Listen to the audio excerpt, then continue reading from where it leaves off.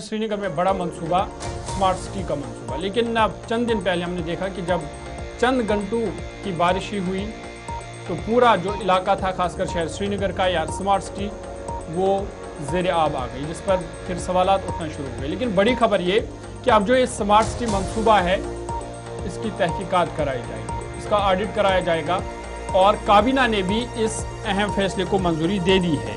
Srinagar smart city मंसूबे का आज़ादना third party audit कराने का फैसला लिया गया है।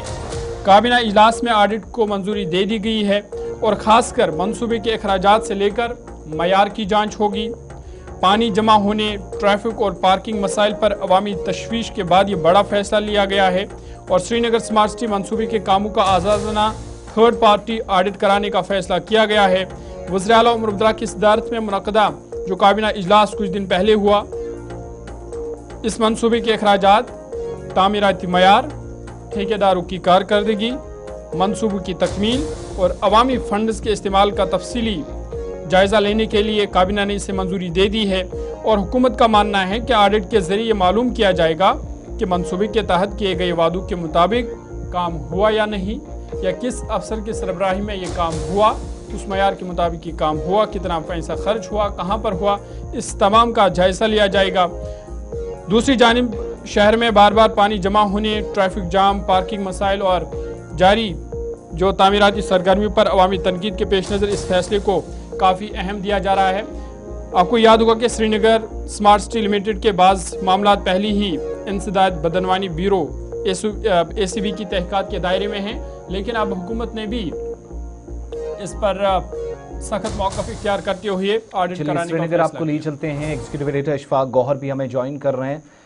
इशफाक, बहुत शुक्रिया ज्वाइन करने के लिए। हुकूमत काफ़ी लंबे अरसे से सवालात पूछे जा रहे थे और साल 2016-17 के बाद जब इस मंसूबे पर मुख्तलिफ मराहिल में काम शुरू हुआ तो एक एक मरला जैसे जैसे मुकम्मल हो रहा था, सवालात भी साथ साथ पूछे जा रहे थे। काम सिर्फ बात यहाँ ड्रेनेज के अबतर निज़ाम की नहीं है, बल्कि सड़कों के चौड़ीकरण के दौरान या उनको काम करने के दौरान सड़कों को तंग करना, रास्तों को काट देना और एक ऐसा प्लान तरतीब देना जिससे कोई भी मुतमईन नहीं था और ख़ुद अफसरान भी आपस में इस बात पर इत्तफाक नहीं कर रहे थे कि मंसूबा इस तरह का हो। शुरुआती रिपोर्ट्स इस तरह की आई। अब जब हुकूमत मंसूबे का आज़ादाना थर्ड पार्टी ऑडिट करना चाह रही है, यूनियन टेरिटरी के अंदर दोहरा निज़ाम भी है, तो कैसे इस बात को यकीनी बनाया जाए कि जिम्मेदारान के खिलाफ कार्रवाई भी हो और तहकीकात आखिरी मरहले में भी दाखिल हो जाए? देखिए आसिफ, ये बड़ा इम्पोर्टेंट है क्योंकि स्मार्ट सिटी शहर को जज्बे नजर खूबसूरत बनाने का मंसूबा था, लेकिन शहर क्या खूबसूरत बना, एक बड़ा सवाल ये पैदा हुआ। सिर्फ आप लाल चौक और पोलो ग्राउंड के आसपास को देखेंगे तो बज़ाहिर आपको वो बड़ा खूबसूरत दिखेगा। कोशिश की गई कि इसको जज्बे नजर बनाया जाए, लेकिन शहर सिर्फ पोलो ग्राउंड और लाल चौक का एरिया नहीं है। शहर आपका प्रकदीम शहर है, डाउनटाउन का एरिया है, अपर टाउन का एरिया है, डल लेक का एरिया है। और ये तबाही जो यहाँ वादी कश्मीर के श्रीनगर शहर के अंदर मची हुई है, इस पर बहुत पहले से सवाल थे। जिस तरीके से अभी हमारे को एंकर ज़हूर भी बता रहे थे कि जिस दिन इस मंसूबे को हाथ में लिया गया तब से ही सवाल थे। और फिर इन सवालों के बीच जब एंटी करप्शन ब्यूरो ने साल 2026 में एक बड़ी प्रेस कॉन्फ्रेंस की और कहा कि देखिए माली बेज़ाबियां इसमें हुई हैं, तो एक और सवाल उठा। फिर जब आप साबिका अफसर जो यहाँ जम्मू कश्मीर के अंदर काम कर चुके हैं, चाहे वो R&B में रह चुके हैं, चाहे वो प्लानिंग डिपार्टमेंट में रह चुके हैं या टाउन एरियाज में रह चुके हैं, वो पहले दिन से ही सवाल उठाते हुए नजर आए। क्योंकि आजादाना इजहार राय का बहुत कदगने हैं, बहुत सी खुलकर बातें नहीं आ पाती हैं, लेकिन तब भी उन्होंने अपनी अपनी बातें जो है वो सामने रखी और उसके बाद ये मामला खटाई में पड़ा। कोई ज्यादा इसमें हलचल हुई नहीं क्योंकि इंसदाद दहशत, ये जो इंसदाद रिश्वत सतानी का मामला है, एंटी करप्शन का जो मामला है, वो बज़ाहिर दाखिला वजारत के पास है और दाखिला वजारत लेफ्टिनेंट गवर्नर साहब देख रहे थे और ये मामला वहां पर दर्ज होकर कहां पर पहुंचा है अभी तक किसी को नहीं पता है। लेकिन जब अवामी हुकूमत आई तो उनके सामने ये संगीन मामला था। अगर आज के दिन आप शहर श्रीनगर में लाल चौक से डलगेट की ओर जाना चाहते हैं, जहां पर सिर्फ 8 से 9 मिनट या 10 मिनट का रास्ता था, वहां पर आज आपको 25 30-35 मिनट लगते हैं और पीक आवर्स में उससे भी ज्यादा टाइम लगता है। डाइवर्शंस कहां पर है, किसने कहां पर बंद किया है, किसी को कोई चीज पता नहीं है। एसएमएच अस्पताल जो सबसे बड़ा अस्पताल श्रीनगर शहर का है, वहां की ओर जाने वाले रास्तों पूरे चौक रहते हैं क्योंकि रास्ते छोटे किए गए, पेडेस्ट्रियन रोड्स बनाई गई, लेकिन वो काबिल आम दरख्त नहीं है। इसी तरीके से सोरा रोड पर आप जाएंगे जो टेरिशरी एक बड़ा अस्पताल है पूरे जम्मू कश्मीर के अंदर जहां पर सबसे ज्यादा रश रहता है, तो सूरत हाल इंतहाई खराब है और जो स्मार्ट सिटी का नक्शा था वो सवाल बनते हुए नजर आ रहा है। यही वजह है कि हुकूमत के पास जब यह मामला चला गया तो हुकूमत ने एक बड़ा फैसला ये लिया कि इसकी आजादाना तहकीकात हो, थर्ड पार्टी हो।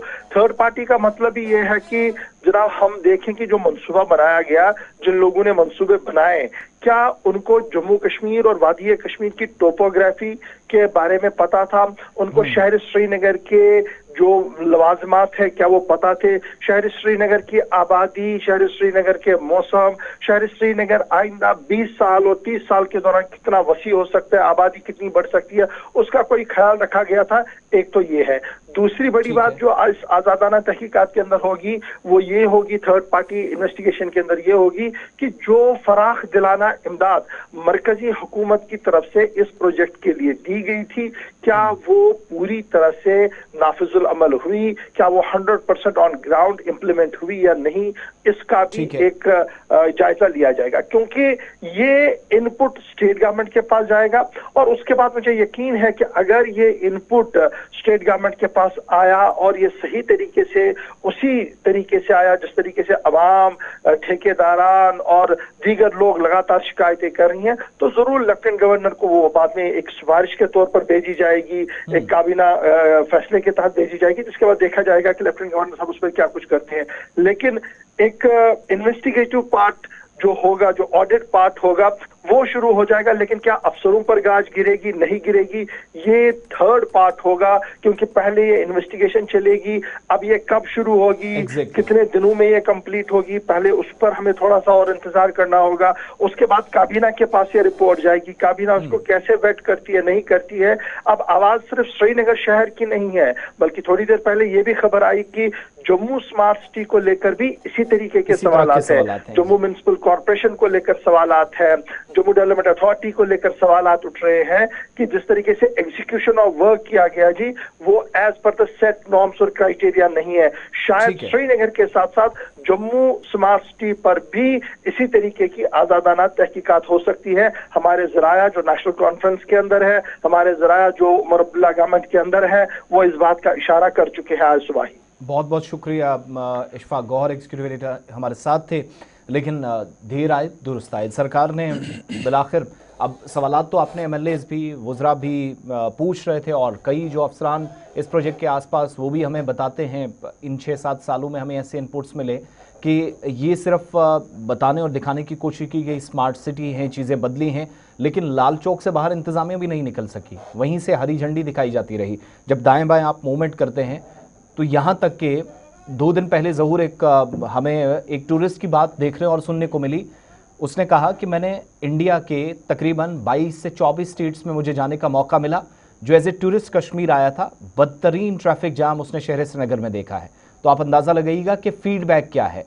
ये तो एक पार्ट है, लेकिन इसके अलावा जो कंक्रीट एविडेंसेस हैं, फिर माली बेज़ाबगियाँ या जो अनियमितताएं हुई, इरेगुलरिटीज़ हुई, जिसकी तस्दीक खुद अथॉरिटीज़ वक्तन फ़क्तन करती रहीं।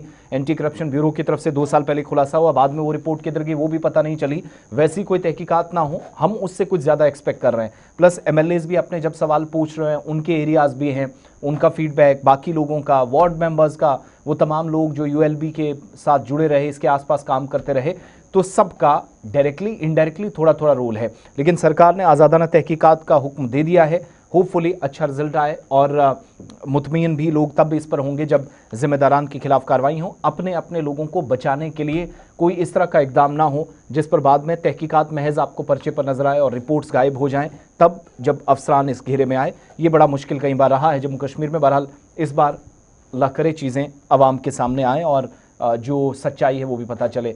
बाकी क्या चीज़ें वो दिखाने के लिए काफ़ी हैं। ये मेरे ख्याल से 48 घंटे पहले की तस्वीरें हैं ज़हूर कि सिर्फ 40 से 45 मिनट की बरसात से स्मार्ट शहर की हालत क्या होती है वो बताने के लिए काफ़ी। और यही हालात जम्मू में भी, जहां चंद लाइटों और चंद गमले या मुख्तलिफ जगहों पर फूल लगाने को स्मार्ट सिटी का नाम दिया गया, लेकिन शहर के अंदर ट्रैफिक कंजेशन, शहर के अंदर साफ सफाई का निज़ाम, शहर के अंदर वो काम जो स्मार्ट सिटी लिमिटेड को करने थे, उस पर सवालिया निशान अब भी बरकरार है। इसलिए जम्मू के अंदर भी तहकीकात का मुतालबा जोर पकड़ रहा है। अब आगे बढ़ेंगे। सरकारी इदारों